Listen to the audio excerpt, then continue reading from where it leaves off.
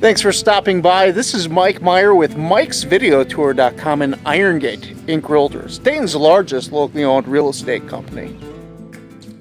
Today we're going to tour 3011 Lytle Road in Waynesville, Ohio. Les Chevaux de Vigne of Cheval means horses of the vineyard.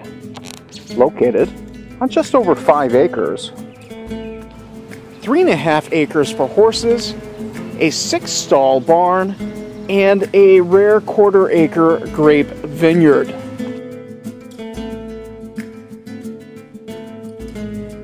And the main home featuring 2,650 square feet. Located within 10 minutes of I-75 or 5 minutes from South Centerville. Dating back to the days of the Revolutionary War, this property was once deeded by President James Madison in 1804. It was most likely given in exchange for service during these times. It is also believed that the main house, barn, and many outbuildings were built by the owner of the mill that was adjacent to this property. As you will discover, the doors, wood trim, and flooring have been exquisitely crafted. Oh, very nice. Inside, notice the open and airy feel. This family room hosts 10-foot ceilings, attractive wide plank hardwood flooring, intricate molding, space for your plasma TV. Access is the formal dining, complete with attractive wall coverings, chair rail, and overlooking the eastern facing front yard. You'll appreciate the many appointments that this home includes. Notice the sconces, the gas fireplace, built-in cabinetry, dry bar. This music room, formal living, or parlor is really the great place for conversation. It also accesses the first level study, first floor bedroom, or extra sitting area.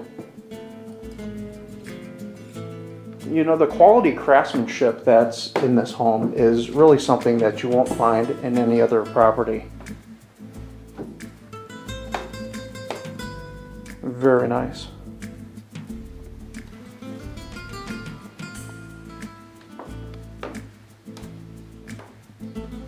Let's take a look at the kitchen.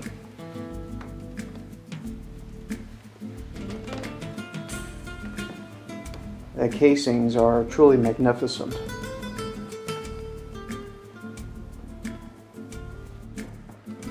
Now offering high ceilings, updated countertops, and custom period style cabinetry. You'll absolutely love the under cabinet lighting, the open soffits, the Italian tile floors, centrally located cooking island with a Genair range, extra cabinetry and expansion areas. And you'll also love enjoying breakfast overlooking the vineyard, deck areas, and access to this fully screened front porch. Facing east, you'll absolutely love this fenced and open yard. The numerous porches offer quite a bit of privacy and inspire conversation. You'll love the wine orchard, the deck, and of course the screened patio.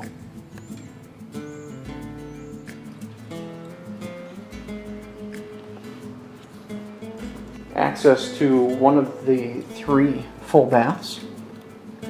with period style fixtures, tin ceiling, tile floors, tile surround, and a walk-in style shower.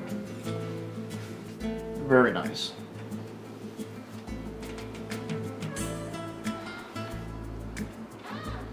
There is expansion area for additional cabinetry and storage, and there's also access from the kitchen to the front porch, utility, and the private staircase to the owner's suite quarters.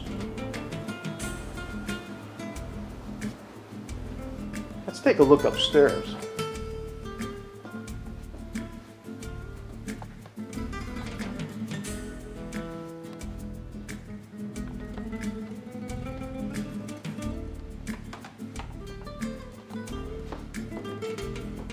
Upstairs we have 3 bedrooms. French doors lead to the owner's suite with dressing area and a spacious owner's suite quarters. Notice the sitting area overlooking the vineyard, horse paddock, rose garden, and also accessing your own private staircase to the lower level. A king-size bed fits nicely in this area, and your own bath. Attractive vanity, upright shower, makeup area, attractive wall coverings, and a jacuzzi style tub.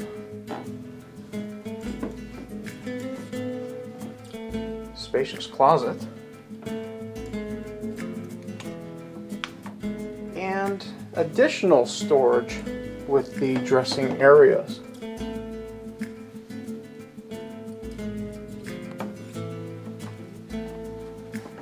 A linen closet. Full bath.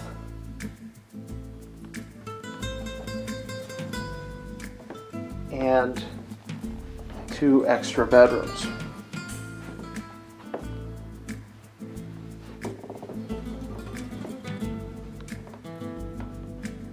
Very nice. Let's take a look outside. Featuring 1,050 square feet, the guest home features 2 bedrooms, a bath, study, and a vaulted ceiling family room. Galley style kitchen is also very attractive.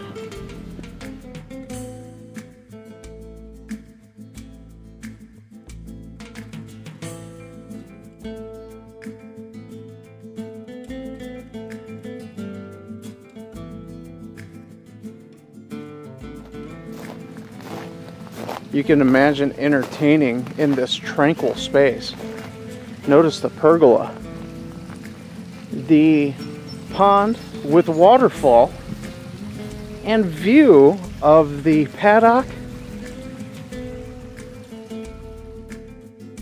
You can imagine enjoying some iced tea or a glass of wine with friends. Notice the pond and treat area and the spacious deck, great for enjoying this tranquil environment. There's also additional space in the courtyard, great for parking large groups of friends or family, entertaining,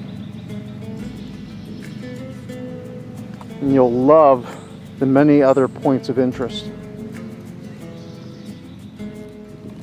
For additional questions on this fine home, feel free to give me a call at 937-432-3730, or you may email me at mike@mikesvideotour.com, and make it a great day. Hi, I'm Mike Meyer. My internet video tour invites buyers to walk through your home anytime, anywhere. Need to sell your home? Just call me today. Then relax.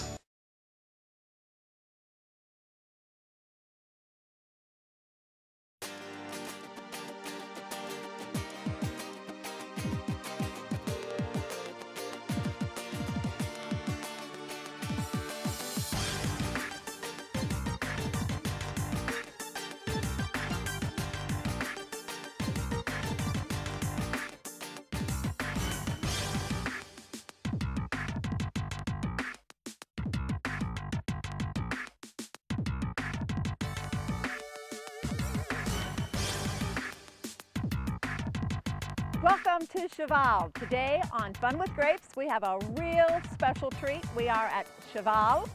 We are in Lytle, Ohio, and it's the home of Bob and Joan Montenegro, who are going to give us some information about their very own vineyards.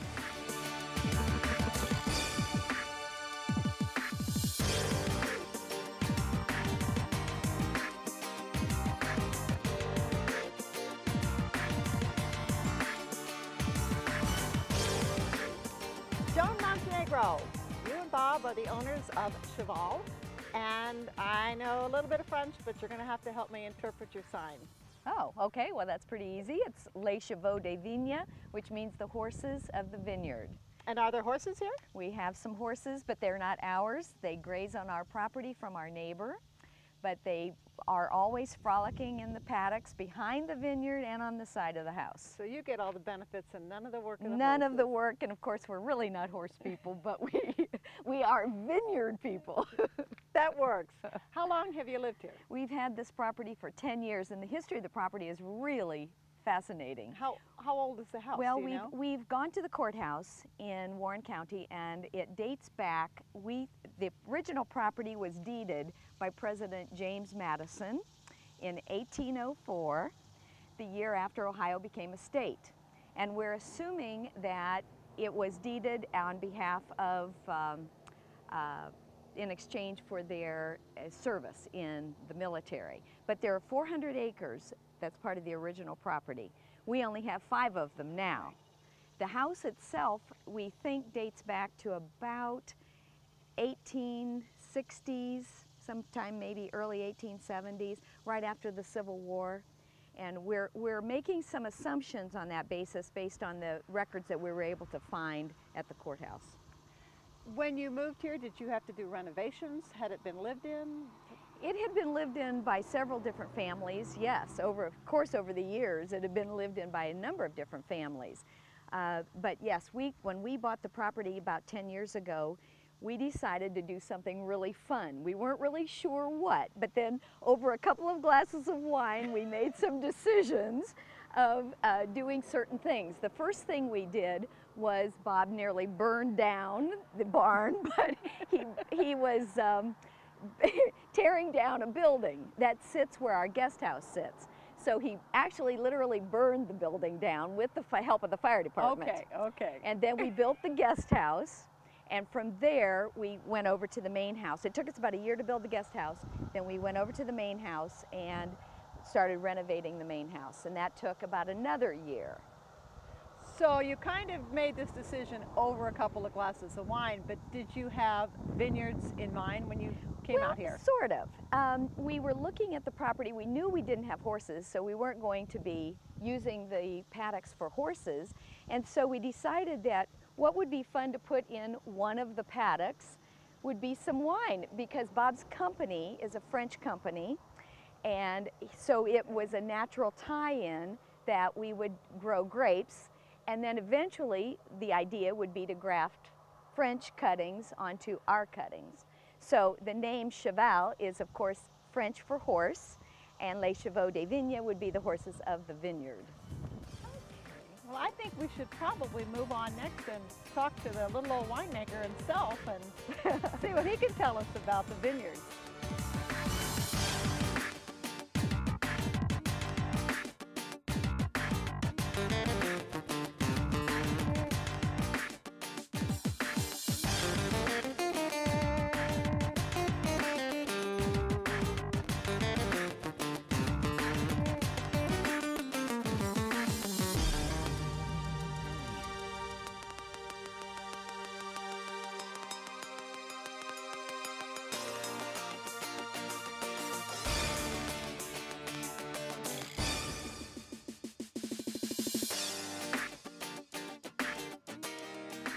And this is Bob Montenegro, the other half of the Montenegro wine growing duo. And Bob, I guess you've got all these beautiful vineyards, but what's your background? My background really fits into the winemaking business because I was in the tennis industry. Okay. Actually, I worked for a French company, and we would have contests all the time when my counterparts would come over from France They would insist on drinking French wines at first because they didn't think American wines were any good. Well, we had these battles going on for 20 years, American wines, French wines, so that when I did retire, this area, this quarter acre, was already fenced off and was an ideal location to try and grow grapes and convince the French that we can do good American wines here. So do you have help from somebody? I mean, your French friends, or? No. Everything that's here is done by Joan and myself. But how did you learn what to do and how to plant them? And somebody clue you in, or did you just put them in the ground? Well, actually, the first year, I just stuck twigs in the ground and watched to see if they would grow. And that same time, we were trying to work on refurbishing the house, so that didn't work particularly well. But Valley Vineyard has been a godsend. I got the first cuttings from them, and they answer any and all questions that I have. So if you notice, I have a triple trellis, the wire stays, all these different things were suggestions from them as to what to do.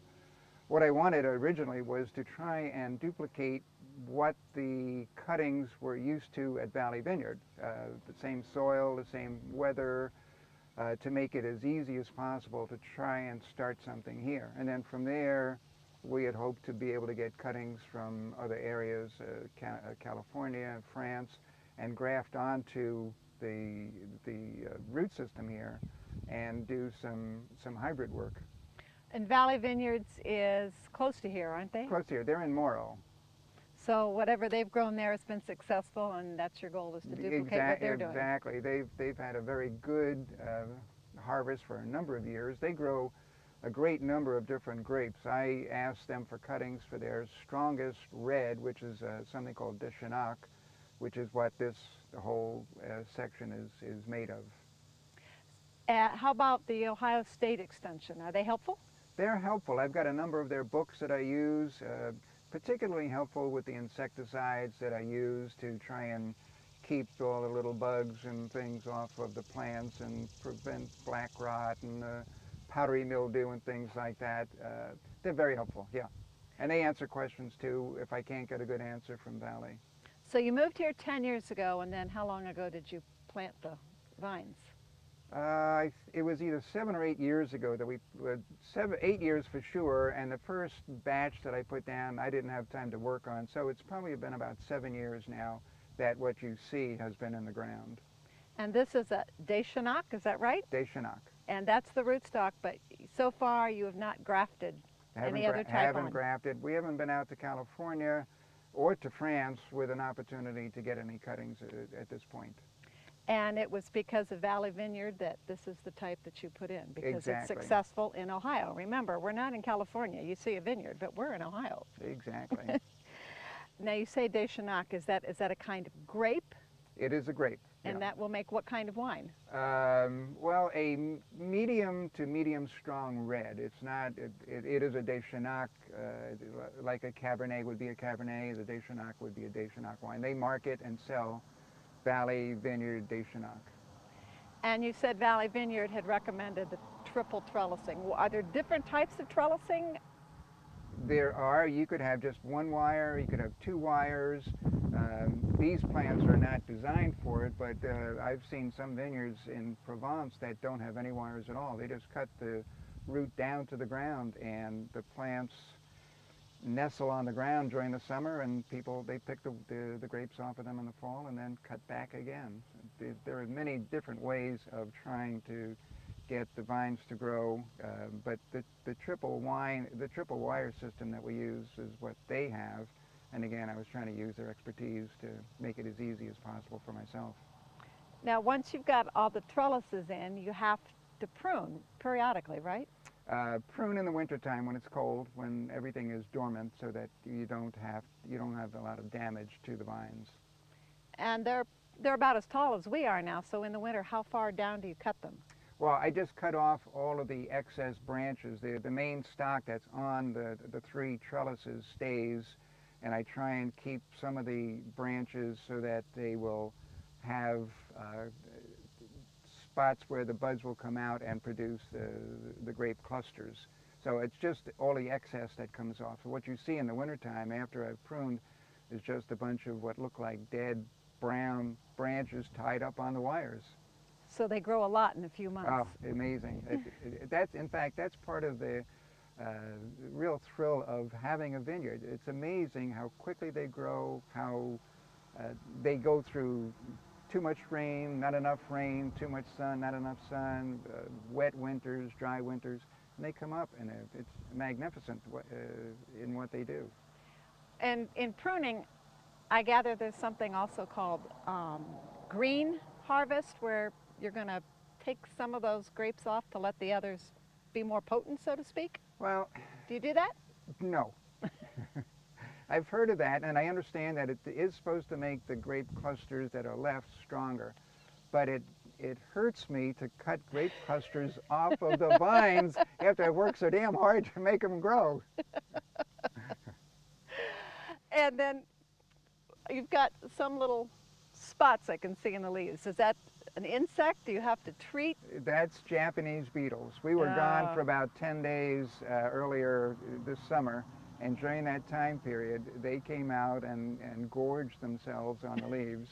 So it is an unending process in the summer to try and prevent damage like that. But when you're gone, there's nothing you can do about that. But they don't touch the grapes? They don't touch the grapes. No, Okay. the birds do that in the fall. And I see these mylar-like posts waving above the vineyards. Is that keeping the birds away? Well, it keeps some of them away, but we've already had some birds in among the vines, and we've seen grapes on the ground, which means that the birds are already in there starting to eat what they think are the ripest of the bunch. So it helps, but it's not foolproof.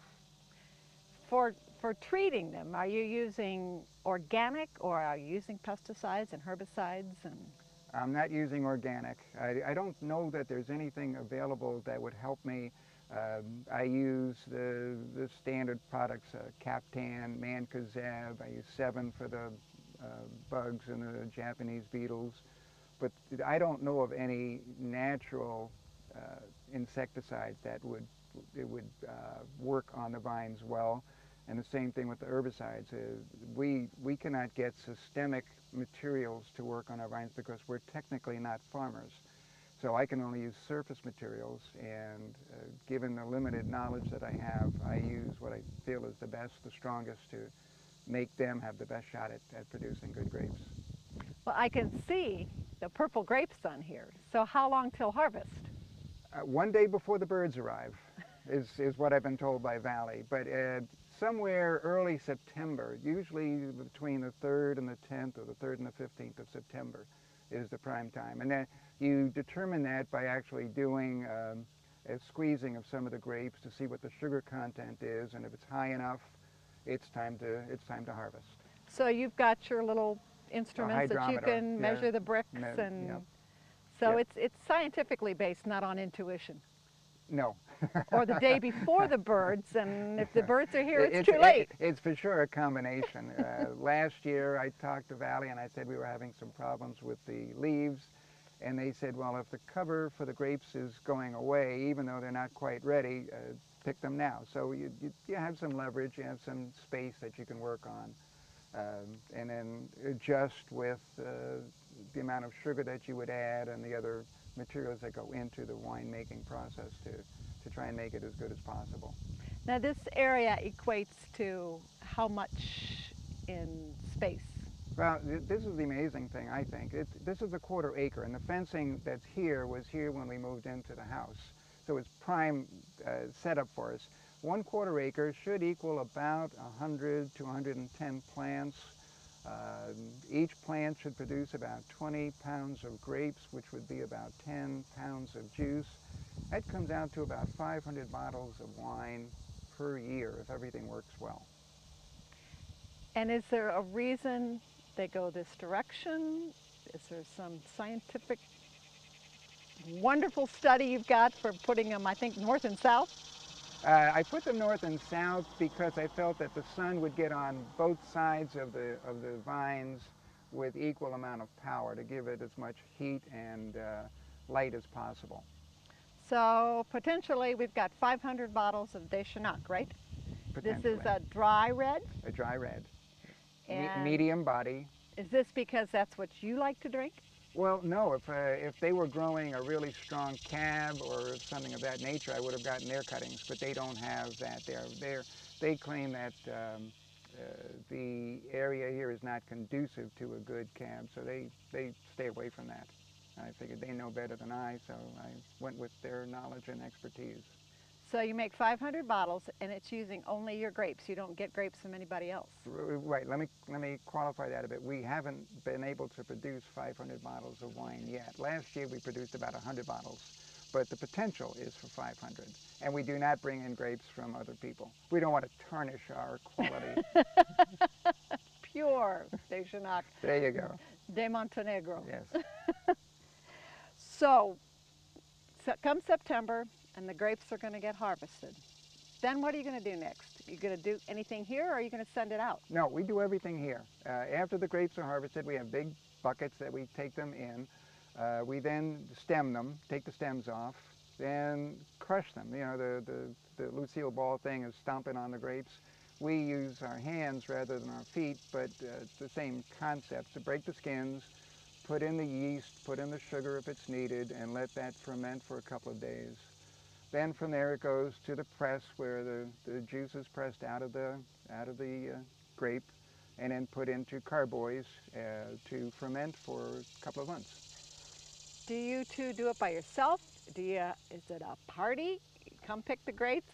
It looks like an awful lot of work. Well, we haven't had a party yet. We've talked about this for a number of years, but we didn't really have enough grapes to have a real wine picking party until last year. And then we went crazy because we couldn't get it all done quickly. We had one person show up that helped us tremendously. This year, if things stay the way they are, we'll probably need a half a dozen people to help, and we will have some kind of a party to get the whole thing done quickly and make it a fun thing. Well, you have to be very careful then because of potential rain and mold and some of those things occurring, right?